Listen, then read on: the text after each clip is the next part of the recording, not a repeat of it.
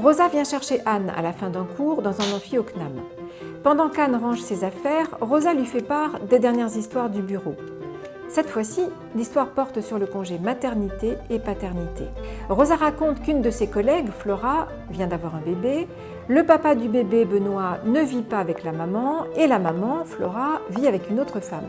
Et les deux, c'est-à-dire cette autre femme et Benoît, ont tous deux demandé à bénéficier du congé de paternité et d'accueil du jeune enfant. Rosa tombe des nues. C'est possible, ça ? Elle s'inquiète aussi pour Flora, qui a fait beaucoup d'erreurs ces derniers temps au travail et qui lui paraît un peu sur la touche. Participation toujours aussi active. Donc je vous donne rendez-vous la semaine prochaine, même endroit, même heure. Et le thème de la prochaine séance sera sur le contrat de travail international. Bonne soirée à toutes et à tous. Anne! Salut Rosa, je range mes affaires et je suis à toi. Non, mais prends ton temps, hein. Moi je suis pas pressée, on a tout notre temps. Oh, non mais c'est pentu ici. Oh là là, faut pas être boiteux quoi. Comment tu vas? Mais très bien, c'est sympa de passer me chercher. Et toi, quoi de neuf? Oh bah moi tu sais, je suis toujours en télétravail, enfin 3 jours sur 5, hein, c'est plutôt cool. Et ton MOOC, ça avance? Bah écoute, oui, on en est au 11e épisode.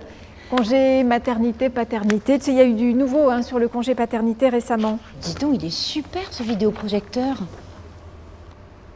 Oui, je sais, la durée est maintenant de 28 jours, c'est ça? Oui, c'est ça. Tiens, d'ailleurs, à ce propos, j'en ai une à te raconter. Vas-y, je t'écoute. Tu te rappelles de Flora? C'est une de mes collègues. Mais tu l'as rencontrée, je crois. Oui, il me semble, chez toi. Et elle était enceinte, d'ailleurs. Voilà, c'est ça. Et elle vient d'avoir son bébé. Ah, bah super.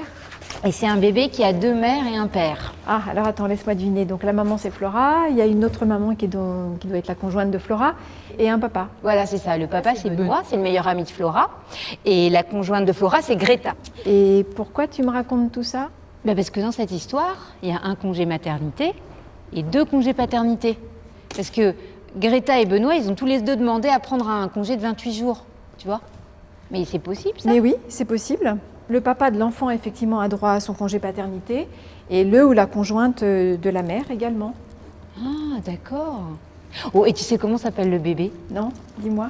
Louisa Rose. Non. Si. Et elle arrose quoi, Louisa? Qui est concerné par le congé de paternité et d'accueil de l'enfant? Alors, plusieurs personnes. Il s'agit tout d'abord du père de l'enfant, s'il est salarié, ainsi que, le cas échéant, la personne qui vit en couple avec la mère de l'enfant.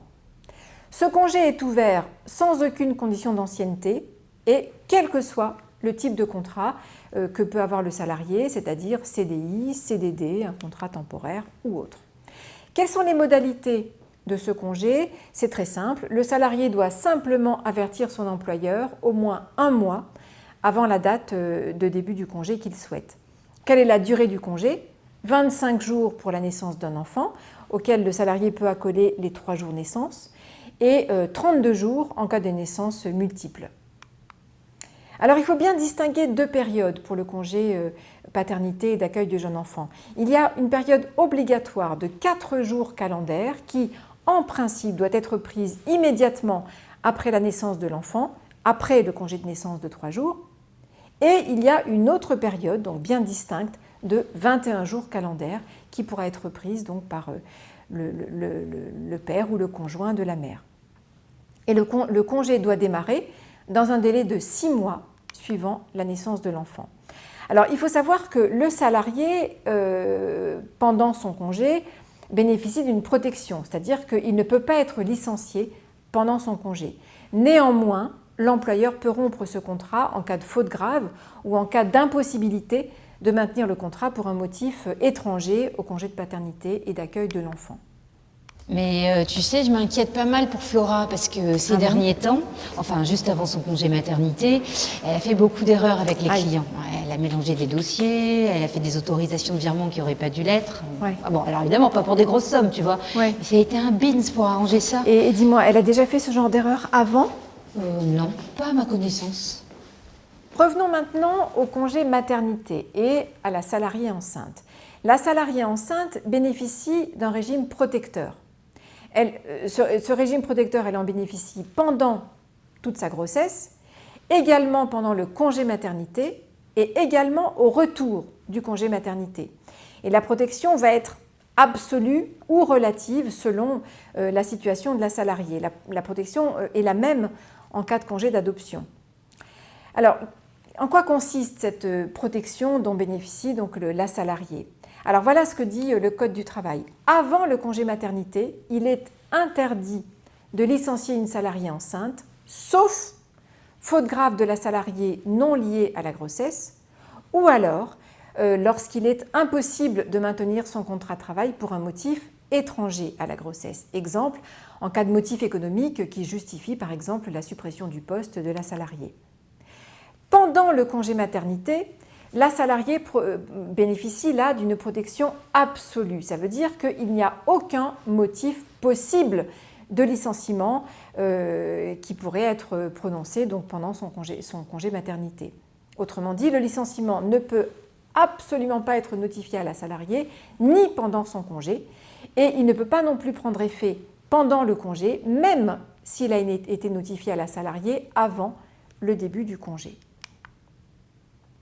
La protection joue également après le congé maternité, c'est-à-dire au retour de la salariée dans l'entreprise, et là on est également sur une protection absolue, puisque le Code du travail nous dit que pendant les 10 semaines qui suivent le congé maternité, la salariée donc bénéficie de ce congé, ou alors si elle prend des congés payés immédiatement après le congé maternité. Dans ces cas de figure, effectivement, la salariée ne peut absolument pas être licenciée.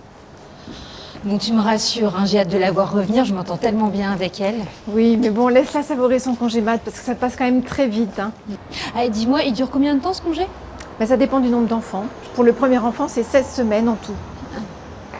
Alors, un mot tout de même sur la durée du congé maternité, on n'en a pas encore parlé. La durée du congé maternité dépend du nombre d'enfants. Quand il s'agit du premier enfant, le congé prénatal en principe est de 6 semaines, le congé postnatal est de 10 semaines, donc durée totale du congé 16 semaines. Lorsque la salariée a son deuxième enfant, c'est la même chose, c'est 6 semaines avant l'accouchement et 10 semaines après, donc soit 16 semaines. Par contre, les choses changent si il s'agit du troisième enfant ou plus, et dans ce cas, la salariée a droit à 8 semaines de congé avant l'accouchement et 18 semaines après l'accouchement, ce qui fait un total de 26 semaines en tout. Alors, en principe, la salariée doit obligatoirement cesser de travailler pendant au minimum 8 semaines, dont 6 semaines après l'accouchement. Ça, c'est le minimum incompressible, 2 semaines avant l'accouchement, 6 semaines après. Il faut aussi savoir que le congé prénatal, donc avant l'accouchement, peut être réduit à la demande de la salariée d'au plus 3 semaines et il peut être reporté sur le congé postnatal. Donc le congé prénatal qui est en principe de 6 semaines peut être réduit à 3 semaines et la salariée pourra donc reporter ces 3 semaines sur le congé postnatal, donc augmenter le congé postnatal de 10 semaines de ces 3 semaines supplémentaires. Il faut bien sûr pour cela l'accord du médecin.